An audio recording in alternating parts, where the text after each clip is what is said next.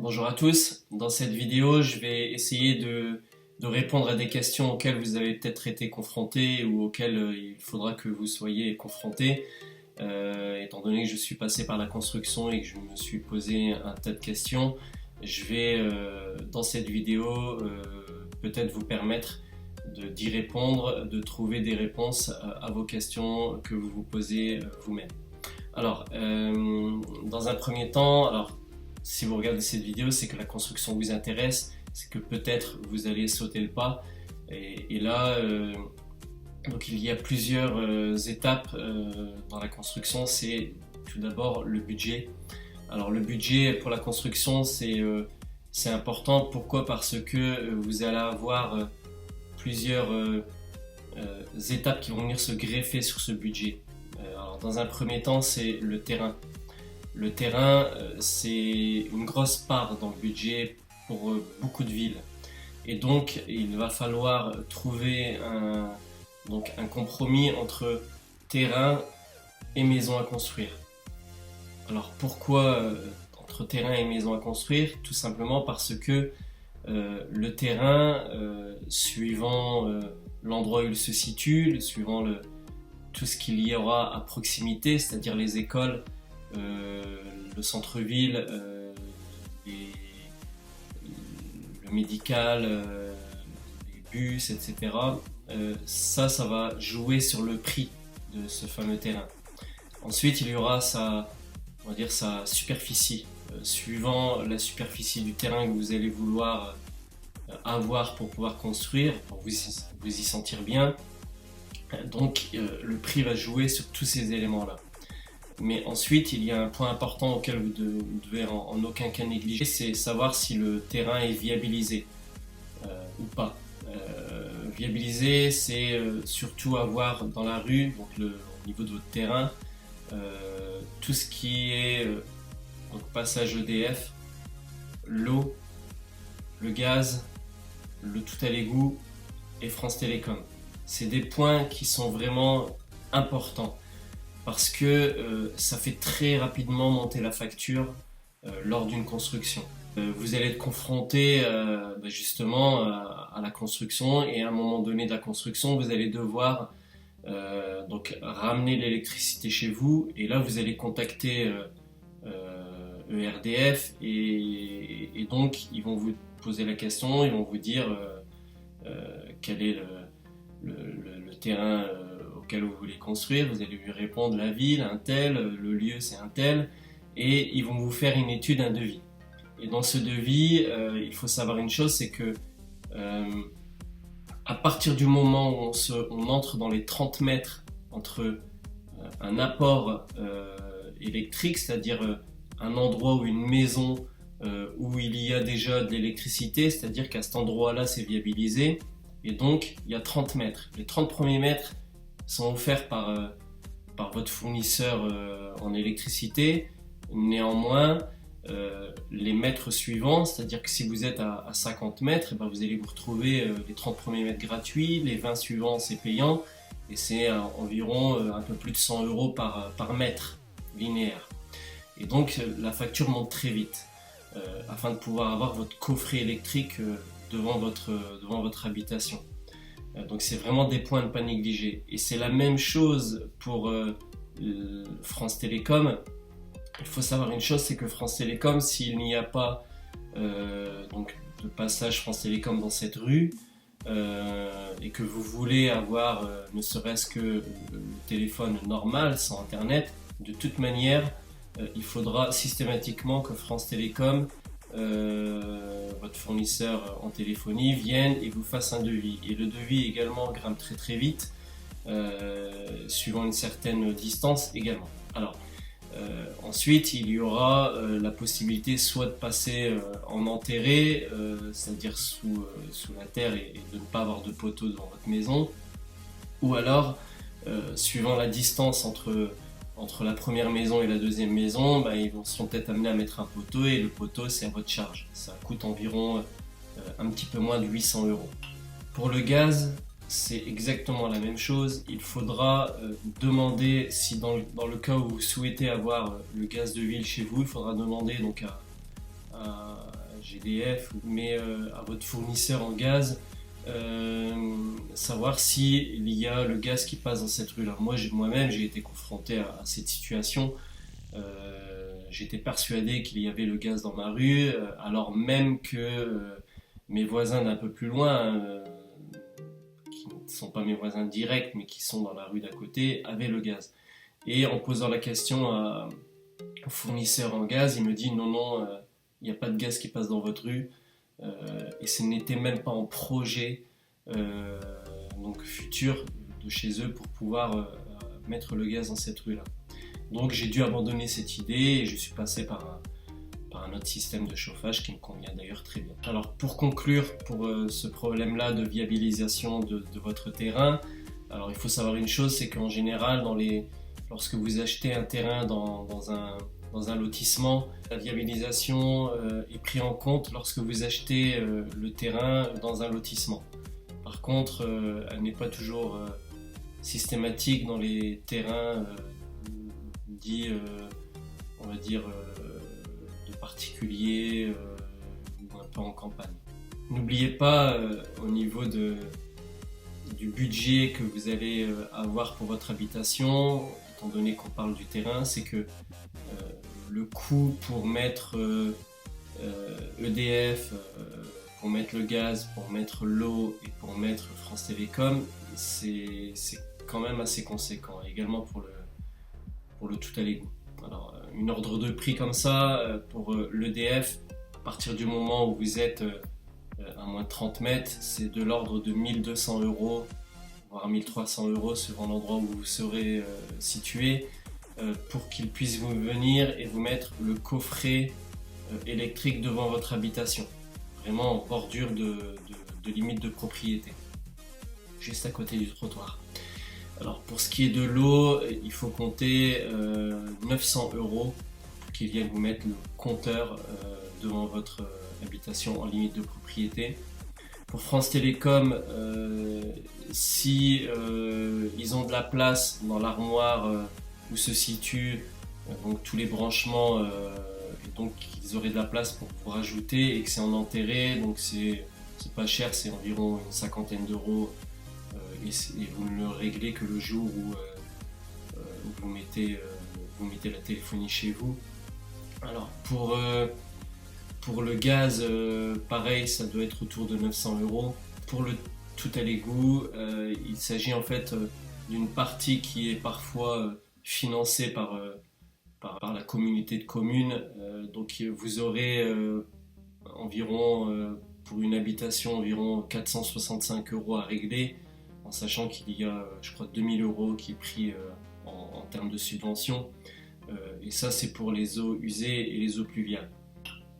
Seconde question que je me suis posée, c'est quelle maison construire? Parce qu'il existe différentes habitations à construire, notamment suivant les modèles qui vous seront proposés si vous décidez de passer par un constructeur, mais ça peut aussi être selon vos goûts et ce que vous avez pu voir autour de vous. Alors une habitation type maison individuelle en général, donc il y a deux types de construction. Il y a la construction en parpaing et en enduit de finition, et vous avez la deuxième habitation en briques, habituellement vue dans les régions nord au-dessus de Paris. Alors ces deux habitations-là, ensuite, il y a des caractéristiques un peu plus précises sur voulez-vous un plain-pied ou voulez-vous un étage? Voulez-vous un étage simple ou un étage dit de vivre dans les combles? Souvent, c'est des maisons avec une toiture à 45 degrés.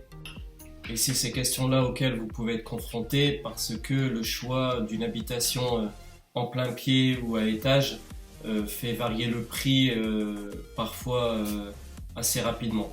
Alors, donc souvent les constructeurs, si vous avez décidé de passer par un constructeur, je vais vous donner un petit conseil, c'est que en général les constructeurs ont des plans qui sont déjà prédéfinis, des plans habituels. C'est ce qui leur permet un peu de pouvoir proposer à leur clientèle un panel de plans varié et qui peut correspondre. mais ça ne restera pas une habitation que vous aurez, vous, dessiné les plans. Vous pourrez peut-être changer quelques petits éléments, ordre de pièces, etc. dans ce plan-là, mais dès que vous allez vouloir y toucher, systématiquement le prix va augmenter. C'est une sorte de tactique des commerciaux dans le domaine de l'immobilier de construction. Donc les fameux constructeurs vous proposeront deux habitations, soit plein pied, soit avec étage. En général, avec les étages, ils vont vous proposer un toit à 45 degrés et donc ce sera des combles aménageables.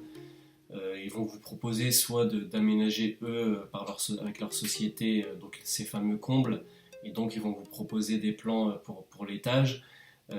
Mais aussi pour vous faire baisser le prix un peu de la construction, ils vont vous proposer que vous puissiez vous-même faire ces fameuses finitions.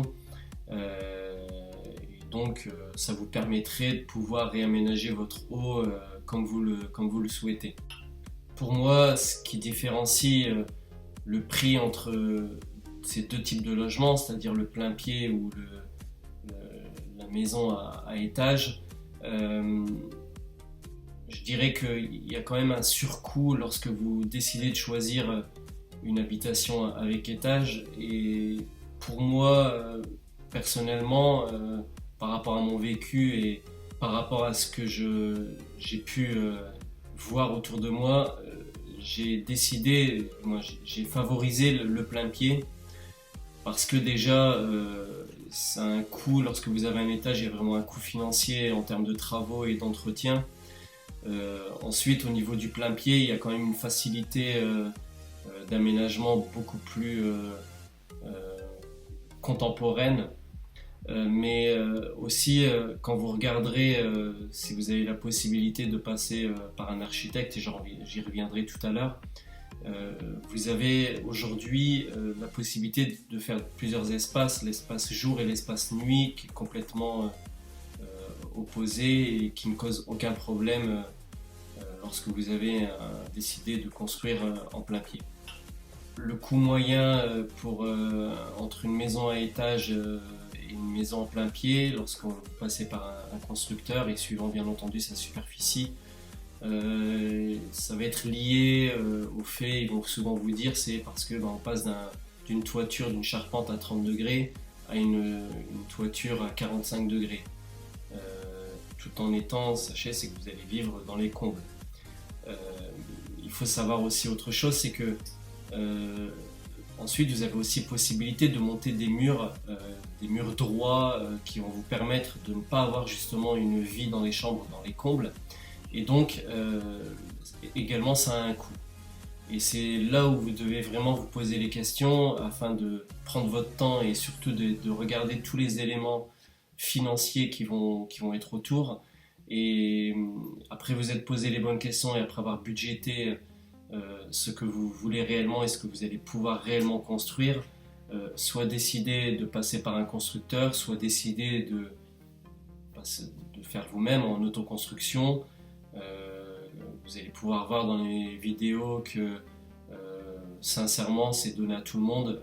Tout le monde aurait la possibilité de construire sa maison soi-même avec un petit peu plus de délai et parfois qui n'est pas réellement plus important que celui d'une entreprise en construction traditionnelle ou un promoteur ou un constructeur simple. La construction de ma première habitation, je n'avais aucune connaissance dans le domaine de la construction et donc je suis allé voir ce fameux constructeur qui m'a proposé des plans.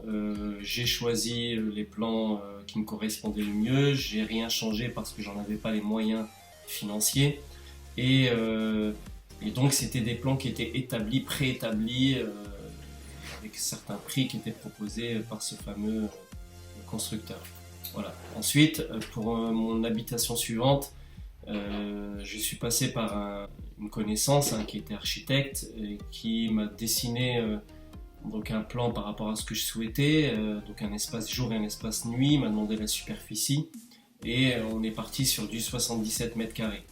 Et donc là, j'y ai quasiment vu la différence entre ce que moi j'avais dessiné vite fait sur un plan, sur un petit dessin, et ce que lui m'a proposé. C'est-à-dire que directement, l'architecte est capable de marier les pièces entre elles, de marier les distances, de marier cette fameuse cuisine qu'on veut tous ouverte sur le séjour et la salle à manger.